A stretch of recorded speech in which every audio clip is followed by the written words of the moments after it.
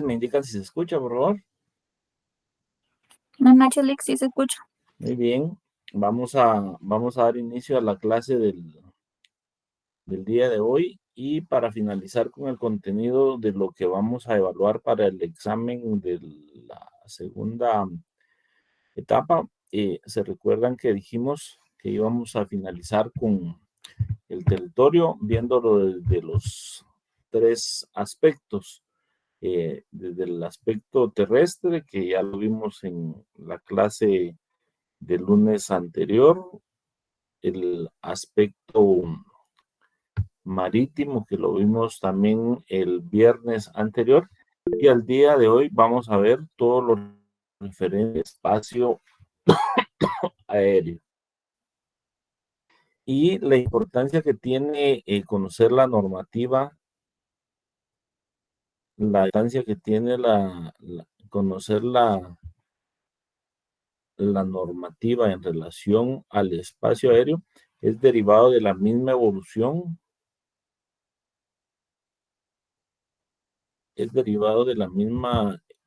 evolución que ha tenido el, el tema de la aviación. Recordemos que la aviación en sus inicios pues era una actividad que estaba en fase experimental y pues también era vista más como una actividad meramente de un joven. Sin embargo, el tema del espacio aéreo comienza a convertirse en un tema de interés en la medida que la aviación va evolucionando y en la medida que los estados ven que la aviación se convierte en uno de los principales medios de transporte, tanto de carga, de correspondencia y como medio de transporte de personas. Entonces, a raíz de eso, aproximadamente desde el año 1900, 1919, la aviación va teniendo avances significativos al punto que ya en la Primera Guerra Mundial, esta los aviones empezaron a utilizar también como un instrumento de guerra entre las naciones. Recordemos que fue Alemania en la Primera Guerra Mundial que utilizó la aviación ya como un medio de guerra. Entonces, eso es un poquito en relación a cómo fue evolucionando el tema de la aviación y cómo se va dando la necesidad de regular todo lo relativo al espacio aéreo. De acuerdo a la doctrina, regular el tema relacionado al espacio aéreo ha sido una de las situaciones más complicadas. Le ha tocado eh, normar al hombre. Y hoy en día, pues ya afortunadamente, después de casi más de 100 años de aviación, cobra una importancia y tiene un crecimiento como el que hemos visto hasta el día de hoy, se logra establecer un consenso en relación hacia dónde o hasta dónde comprende el espacio aéreo. Y inicialmente se establece o se determina que el espacio aéreo va a estar determinado, cuando hablamos en altura, hasta la distancia en que las aeronaves comerciales y cuando hablamos de aeronaves comerciales, hablamos de todas aquellas que se utilizan para el transporte, tanto de personas como de mercadería. La altura hasta donde las aeronaves comerciales más eh, evolucionadas pueden llegar. Sin embargo, esta primera teoría deja abierta la posibilidad a que sea una distancia indeterminada porque establece que puede llegar a cualquier altura. Cuando surge esta primera postura, hablamos de aeronaves comerciales y las aeronaves militares podían llegar incluso a una altura de 55,000 a 60,000 pies.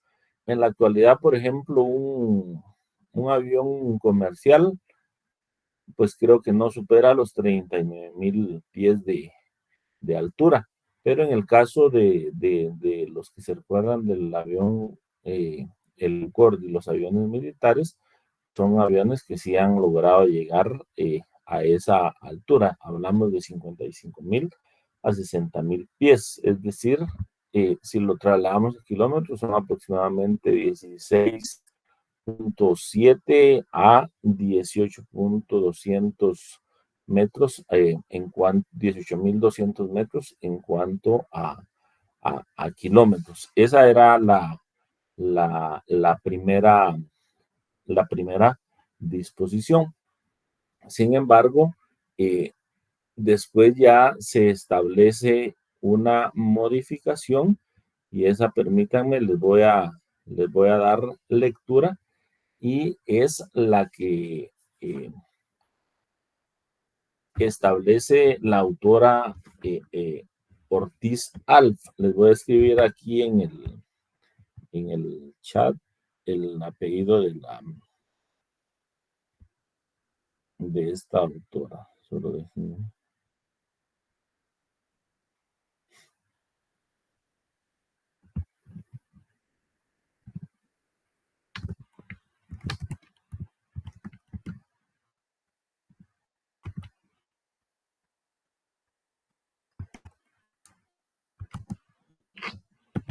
Un libro de 1973, 1993, ¿no?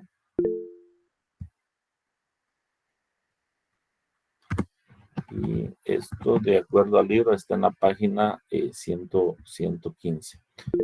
Y veamos lo que establece la autora que les hago mención. Y dice que para poder obviar las imprecisiones que yo les acabo de mencionar, que dejaban abierta la posibilidad que pudiera ser entre 55,000 o 60,000 pies o más pies de altura, dependiendo de cómo evolucionara la aviación. Dice que para obviar esas imprecisiones y divergencias, se ha postulado como límite máximo y como comienzo del espacio ultraterrestre una altura fija de 90 a 100 kilómetros.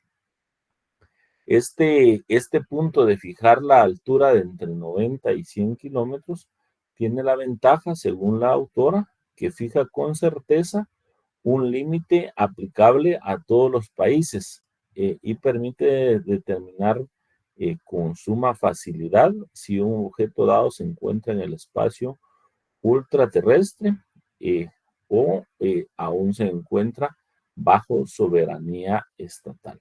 Entonces, esa es la postura que se asume de fijar el espacio aéreo de cada país entre 90 y 100 kilómetros.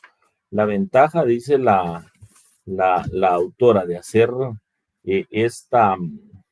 de fijarlo de esta manera, es que se va a evitar que en algún momento exista algún tipo de divergencia o discrecionalidad y da la ventaja de que todos los países van a poder regirse bajo la misma normativa, es decir, su espacio aéreo va a finalizar a los 90 o 100 eh, kilómetros y luego de ahí empieza el espacio ultraterrestre. Cuando Hace un momento hablábamos de los inicios de la aviación. Recordemos que este campo eh, fue evolucionando de manera bastante acelerada. Mencionábamos a partir de 1900, mencionábamos 1919, cuando Alemania lo empieza a utilizar en la Primera Guerra Mundial, y durante los años 1919 al año 1939 aproximadamente, hubo varios países de Europa como Inglaterra, Francia y Alemania, los que dieron pasos agigantados para evolucionar en el tema de la aviación. De hecho, uno de los mayores fabricantes de aviones, ¿en dónde se encuentra? ¿Alguien me puede decir?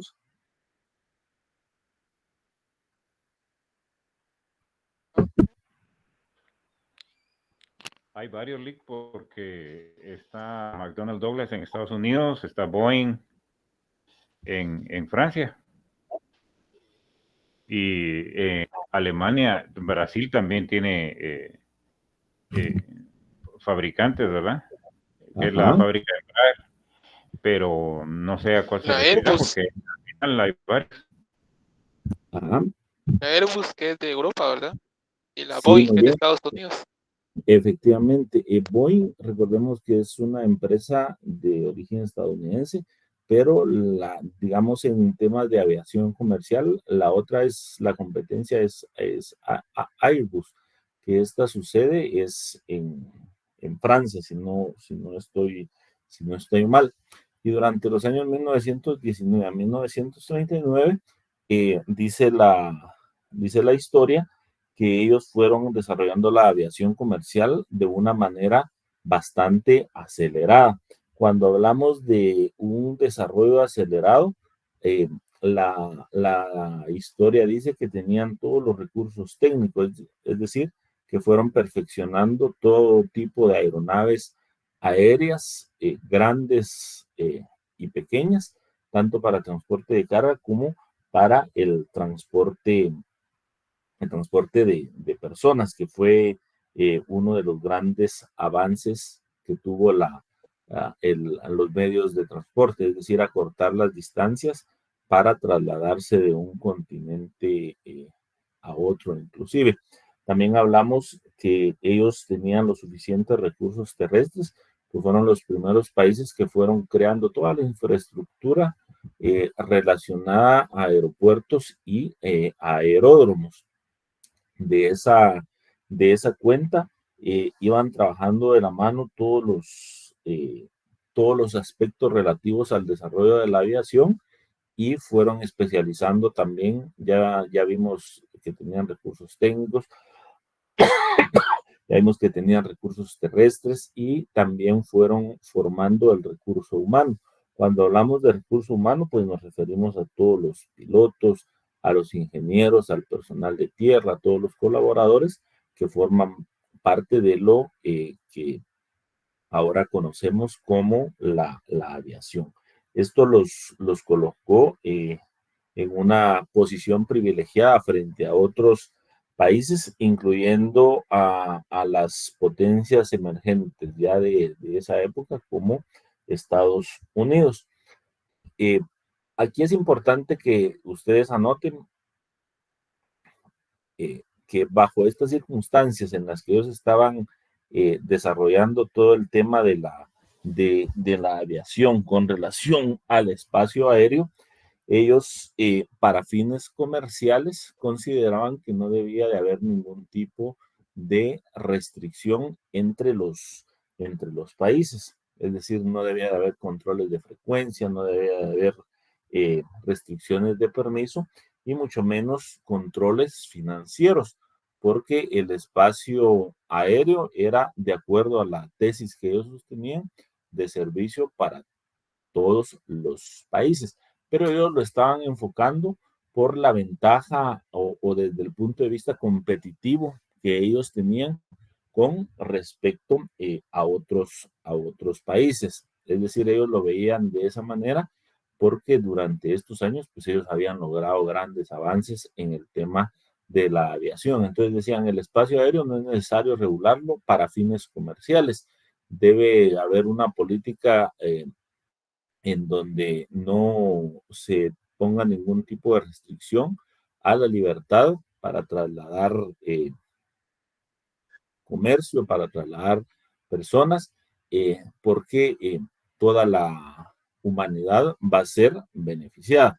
Obviamente era discutible la tesis que ellos planteaban, porque con respecto a esos países, pues ellos ya habían avanzado mucho más que las demás potencias en esos temas. Pero también recordemos que en el avance científico y tecnológico, pues siempre han llevado la ventaja los países que han logrado el desarrollo y los países que nos hemos quedado en vías de desarrollo, pues únicamente nos convertimos en usuarios de esos servicios, pero nuestra participación realmente no tiene, digamos, mayor impacto financiero, no tiene mayor impacto en el tema de toma de decisiones para la regulación de aspectos como el espacio aéreo.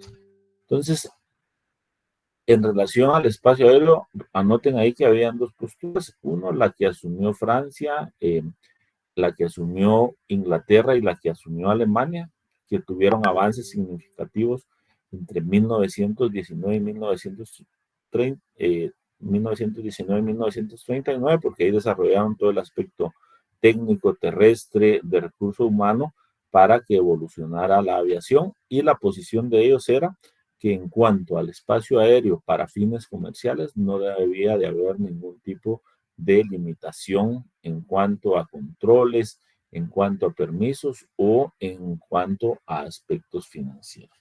Por el otro lado está la posición de Estados Unidos, que también por parte de América encabezaba un avance significativo, no como lo tenía Europa, pero también ya habían desarrollado cierto avance. No, hoy no voy a presentar. Ya habían presentado cierto avance en cuanto a la aviación. Sin embargo, no se encontraban a la altura que estaban los países de Europa. Pero la posición de Estados Unidos era que con relación a la aviación comercial, eh, el espacio aéreo se debía de concebir desde el punto de vista patrimonial de los estados.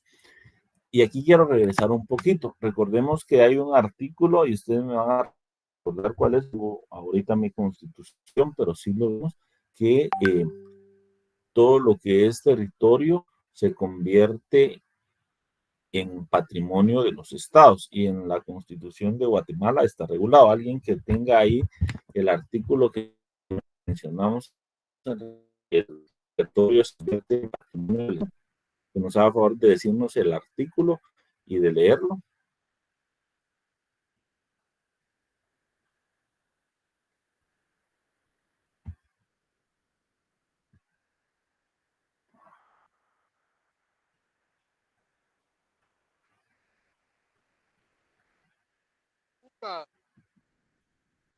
William, dígame.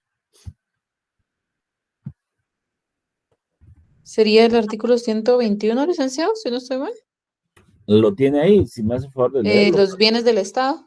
Ajá, léalo. Son bienes del Estado, los de dominio público, las aguas de las zonas marítimas que ciñen las costas de su territorio, ríos, lagos y riberas. C, los que constituyen el patrimonio del Estado, incluyendo lo de los municipios y las entidades descentralizadas o autónomas. D, las zonas marítimas terrestres. C, el subsuelo, los yacimientos de hidrocarburos. F, los monumentos y las reliquias. Y G, los ingresos fiscales. Y H, las frecuencias radioeléctricas. Muy bien, hasta ahí. Entonces, sí, gracias, Dayanara.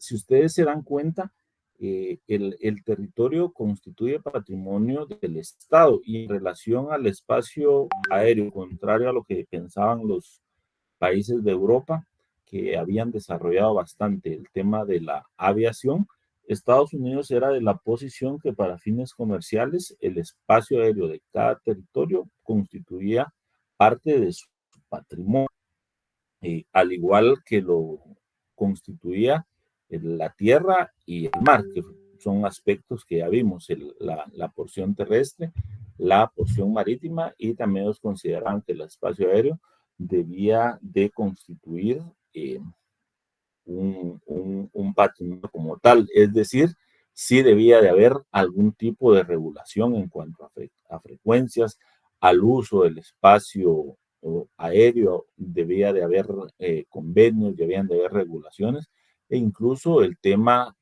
financiero para poder mantener toda la infraestructura referente a la aviación.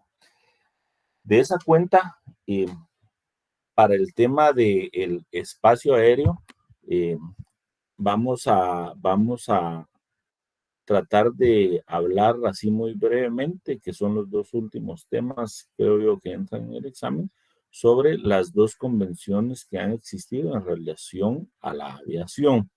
Y anoten ahí en sus notas, en donde ustedes lleven sus notas, la primera convención que se da en temas relacionados al espacio aéreo es la Convención de París de 1919. Esa es, digamos, ese es el primer instrumento jurídico internacional de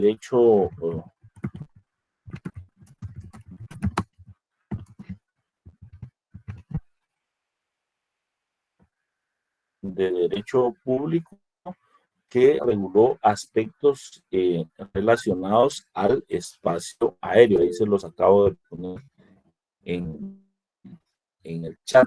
La convención, la cual se firmó en el año de 1919. Este instrumento fue un instrumento multilateral, es decir, que fue consensuado por varias partes, y en este se reconoció la soberanía como parte de los aspectos que debía de regular el tema de la aviación en cuanto al espacio aéreo. Es decir, la soberanía debía respetarse en cuanto al tema de espacio aéreo sobre el territorio específicamente, hablando en el sentido más amplio, que vimos que hablar de territorio en el sentido más amplio es estudiarlo y respetarlo desde el punto de vista tridimensional, que consiste en tierra, aire y mar.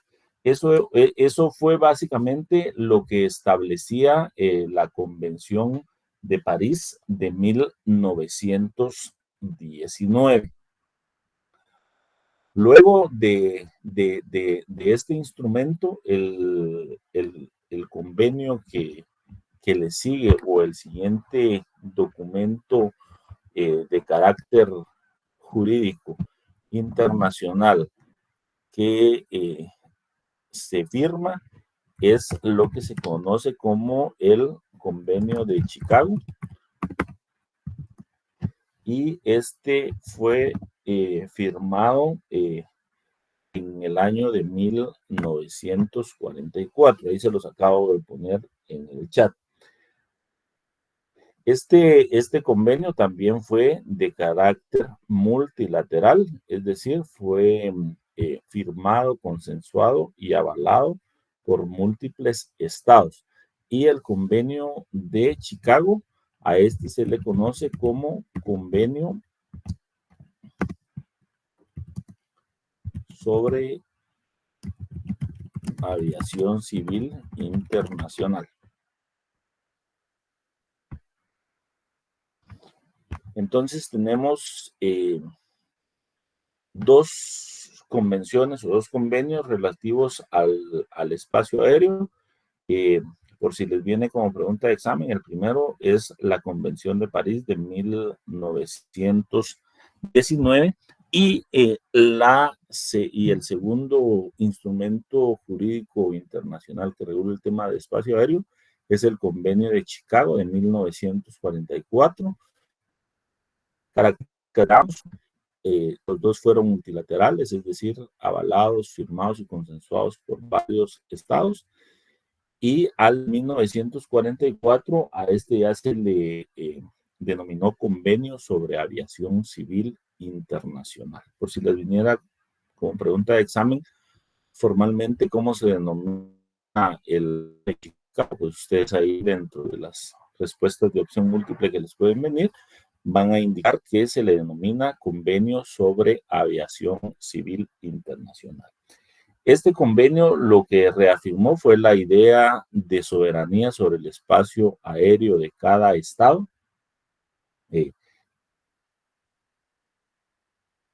Para fijar la postura del territorio en el sentido más amplio, es decir, en el aspecto visto desde tres grandes dimensiones, que es el espacio terrestre y el espacio marítimo. ¿Cuál serían? Dígame, Sebastián. Con una consulta, ¿a qué fuerza del ejército pertenecen los navíos que llevan aeronaves? Vamos a ver, repítame la pregunta. ¿A qué fuerza del ejército pertenecen los navíos que llevan aeronaves? Hablamos de... Ahí, vamos a ver, estamos hablando de los barcos que llevan aeronaves para la protección del espacio marítimo y terrestre y aéreo. Bueno, ahí estamos hablando de las fuerzas de aire y de mar. Creo que su pregunta va enfocada a los países que han desarrollado las grandes aeronaves, perdón, los grandes buques. Los portaaviones, exactamente, que ahí conjugan dos fuerzas militares, la marítima y la aérea. Los portaaviones, recordemos que, digamos, no es algo común entre los países, sino que ha sido desarrollado únicamente por las grandes potencias, pero son fuerzas conjuntas, fuerzas de aire y fuerzas de mar. Si es a los portaaviones a los que usted se refiere, no sé si por ahí va su pregunta. Sí, ¿y cómo se delimita el espacio aéreo de estas aeronaves? Porque como se encuentran dentro del territorio marítimo. Bueno, ahí hay una doble delimitación. Recuérdense que estos buques pueden estar dentro de aguas, dentro de lo que se denomina aguas internacionales, pero el espacio aéreo donde pueden sobrevolar es igual el espacio aéreo internacional. No pueden hacer uso del espacio aéreo de cada territorio, porque eso ya implica una violación a la soberanía de los estados.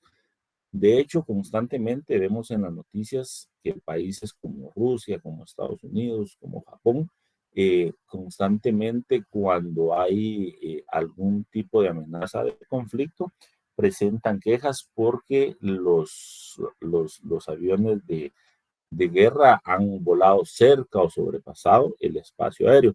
Pero todo eso está regulado también dentro de lo que se llama o se denomina la aviación militar. Es un tema que por cuestiones de tiempo no vamos a ver, pero ustedes lo pueden ver, está desarrollado ahí en un pequeño párrafo dentro del libro. Pero para concretar la respuesta de lo que usted preguntaba, digamos, ellos tienen que regirse por no violar el espacio aéreo de cada país y pueden hacer sus sobrevuelos en el espacio aéreo internacional. ¿Estamos? Estamos, gracias, licenciado. Muy bien. Ahora, este convenio tenía 4 grandes objetivos. Y si quieren, anotan cuáles fueron estos objetivos del convenio de Chicago. El primero fue regular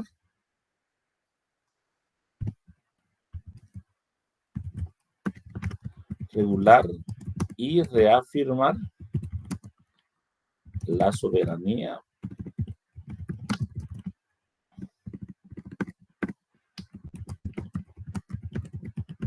de los estados sobre el espacio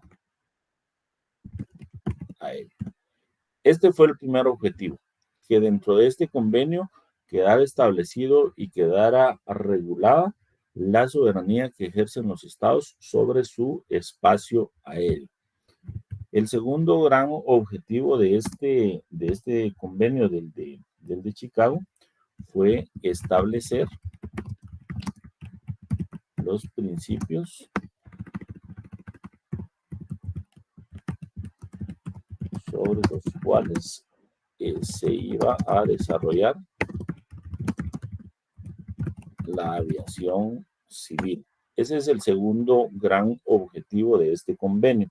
Por eso, si en el examen les preguntamos cuántos fueron los objetivos del convenio de Chicago, pues ustedes mencionan que fueron 4. Si les preguntamos cuáles fueron, pues aquí ya les dimos el primero. 1, regular y reafirmar la soberanía sobre el espacio aéreo de cada estado. 2, establecer las normas sobre las cuales sigue desarrollando la aviación civil. Número 3, dejar que cada estado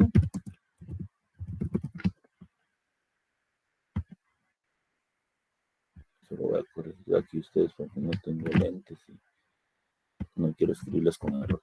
Que cada estado tuviera poder absoluto para fijar las bases sobre el uso comercial de su espacio aéreo para otros estados.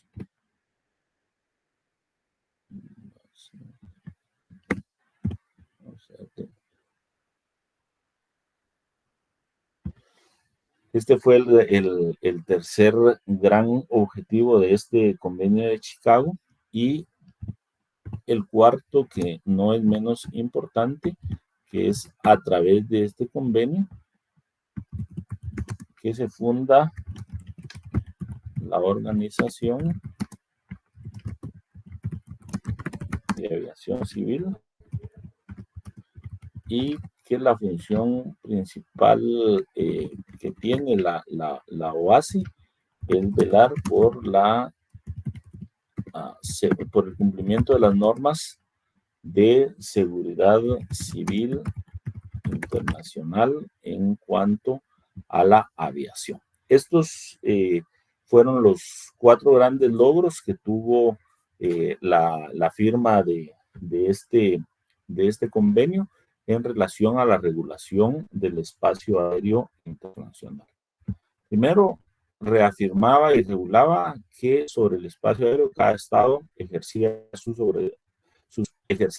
soberanía, porque esto era parte de su territorio. El tercero, estableció los principios sobre los cuales se iba desarrollando todo lo relativo a la aviación civil. El tercero, dejar que cada estado tuviera poder absoluto de decidir cómo iba a fijar las bases para el uso de su espacio aéreo para fines comerciales con respecto a otros estados.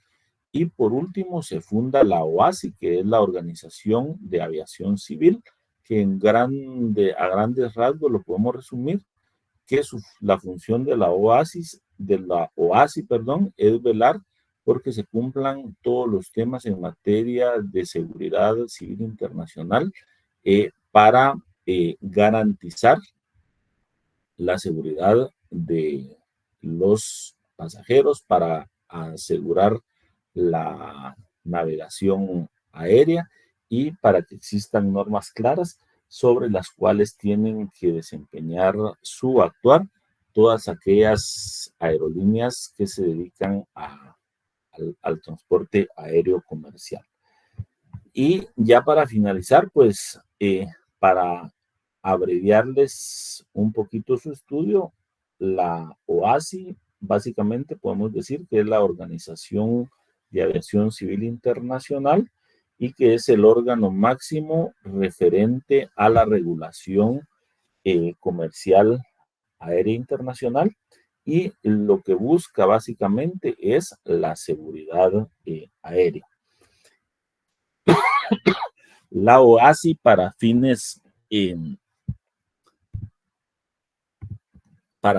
funcionamiento se divide en cuatro dependencias.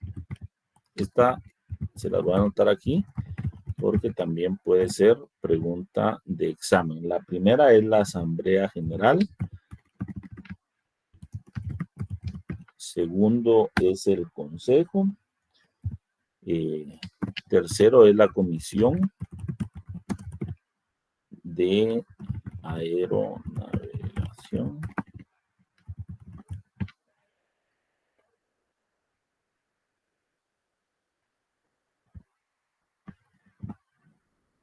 Y cuarto, la Secretaría General. La OASI, si se los preguntamos en el examen, se divide en cuatro grandes dependencias.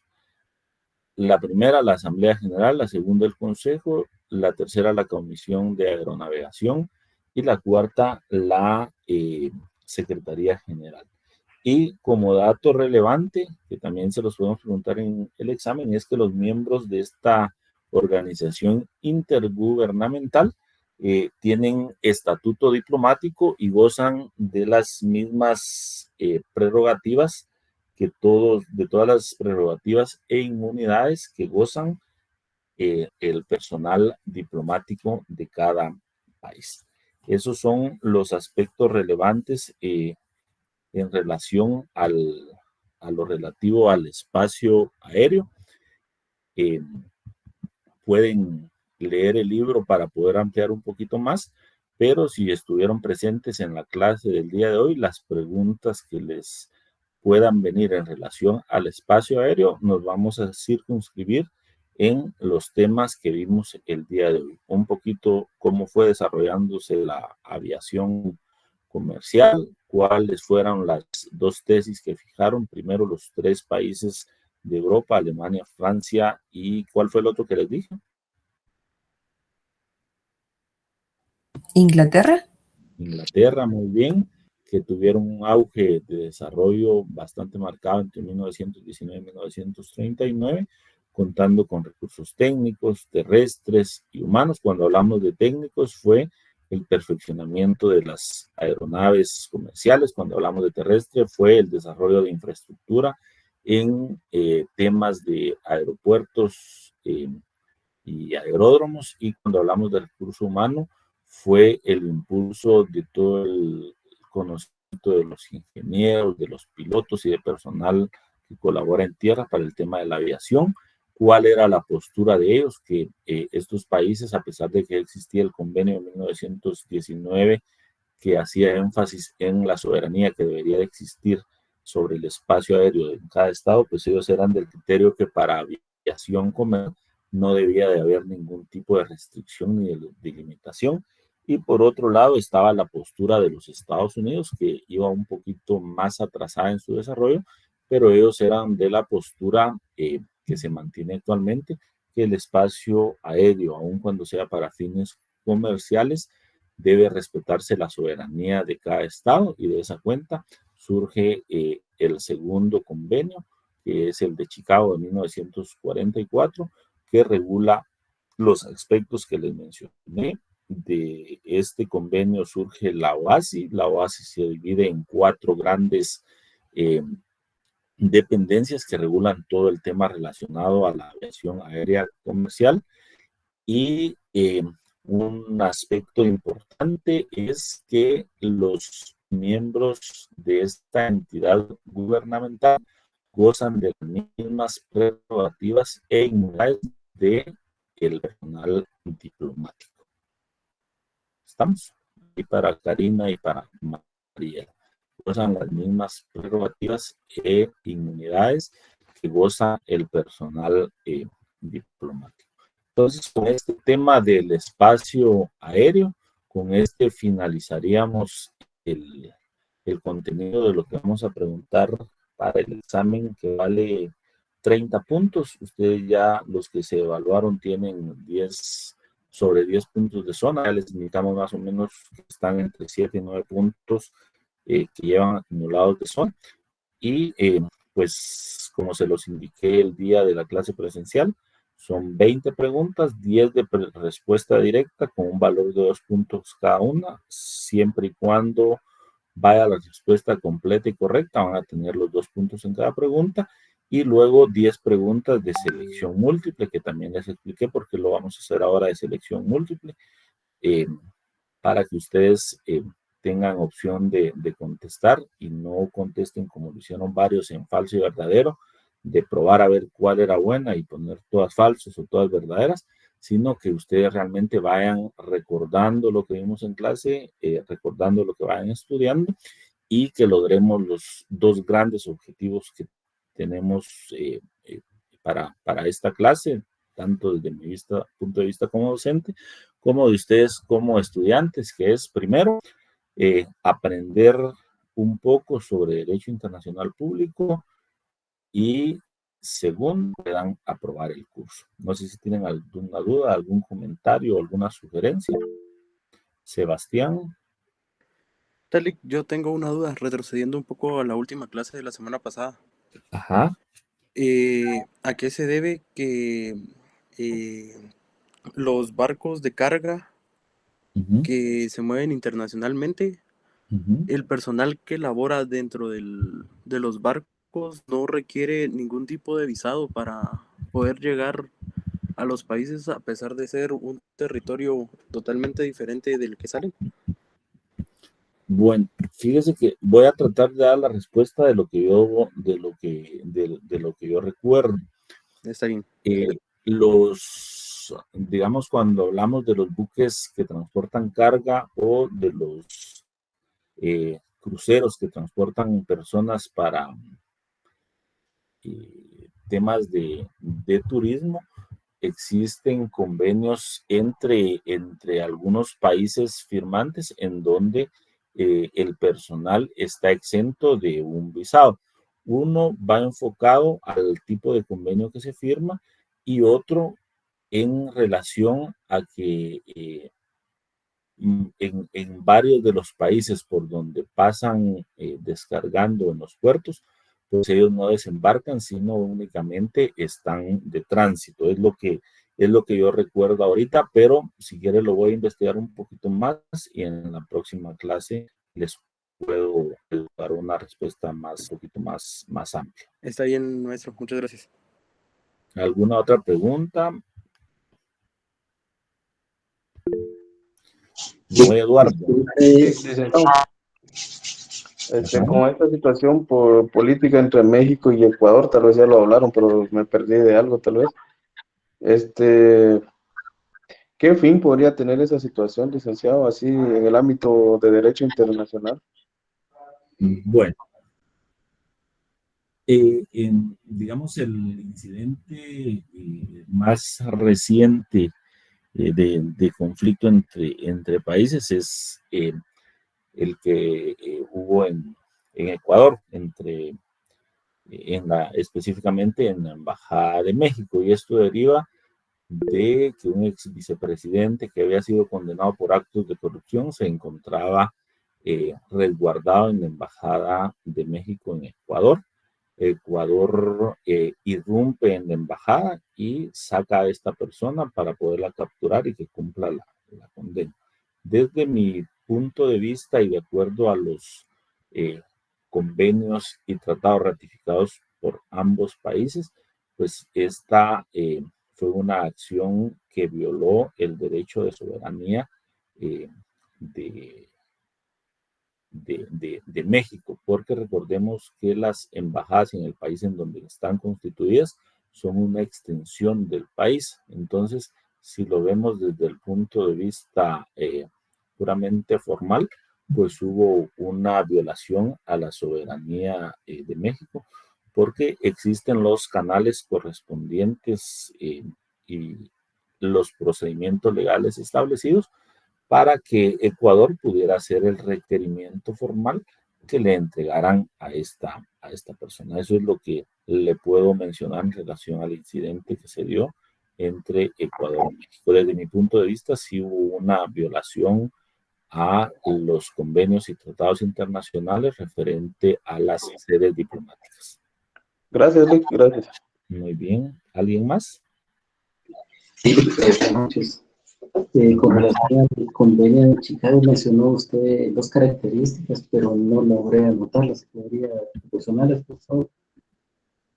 ¿Al convenio de Chicago. Ajá. Después de eso mencionó que tenían dos características, pero no logré copiar en sí todo lo que dijo. Fueron, ahí en el chat pueden revisar, fueron, digamos, 4 objetivos, mencionamos.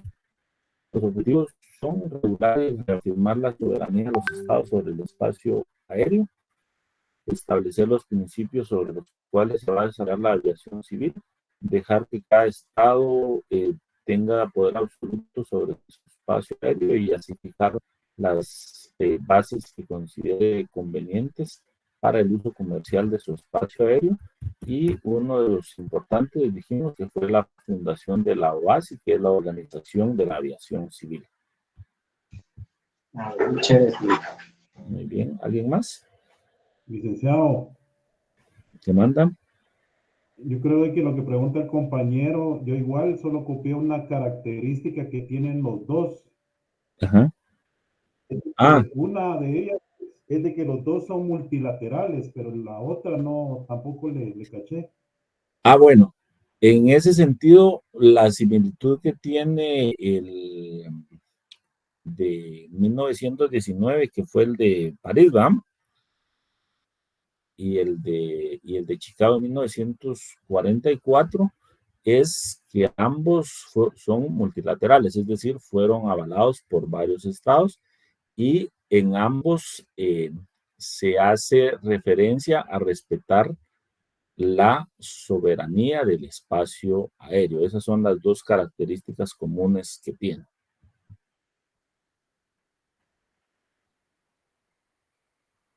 Primero, multilateral, y segundo, que ambos tienen un enfoque de respeto a la soberanía. ¿Alguna otra duda, pregunta, sugerencia?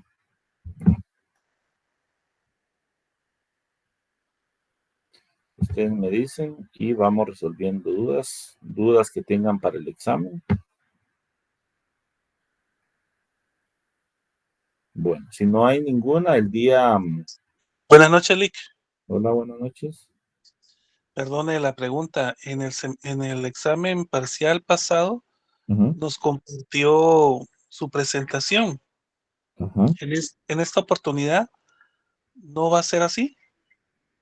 Déjeme ver si me da tiempo de depurarla para subírselas así presentable, pero si no, si ustedes han estado presentes, es el contenido que hemos estado estudiando en clase. Gracias. Laura. Buenas noches, licenciado. Disculpe, usted dijo que el viernes íbamos a hacer repaso, ¿verdad? Sí, correcto, ajá. Perfecto, gracias, soy muy amable. Esa es mi duda. Muy bien. Si no hay ninguna otra duda, pregunta o sugerencia, los espero el día viernes, siempre de manera virtual, primero Dios, y ahí vamos a hacer un breve repaso de lo que hemos visto. Cuando les digo que vamos a hacer un breve repaso, quiero que tengan sus notas listas, quiero que tengan sus dudas de una vez preparadas, porque como en esa hora vamos a tratar de abarcar el contenido que hemos dado en todas las clases, vamos a ir un poquito rápido viendo los aspectos generales de los temas que vamos a evaluar. Digamos, no nos vamos a centrar en ampliarnos en determinado tema, sino va a ser un repaso general de todos los temas. Por eso, tengan a mano su constitución, sus notas y sus dudas y preguntas concretas, porque sí me gustaría abarcar todos los temas que hemos visto, y de los temas que mencionemos ese día, tengan la certeza que van a ser los temas que les vamos a evaluar el día. Creo que con ustedes nos toca el 19, ¿no? ¿No han visto su Sí, Sí, el viernes 19, ¿verdad? así es. Bueno, entonces no me queda más que desearles a todos muy buenas noches, muy buen provecho, y si Dios permite, los espero en la clase virtual de repaso para el día viernes de esta semana.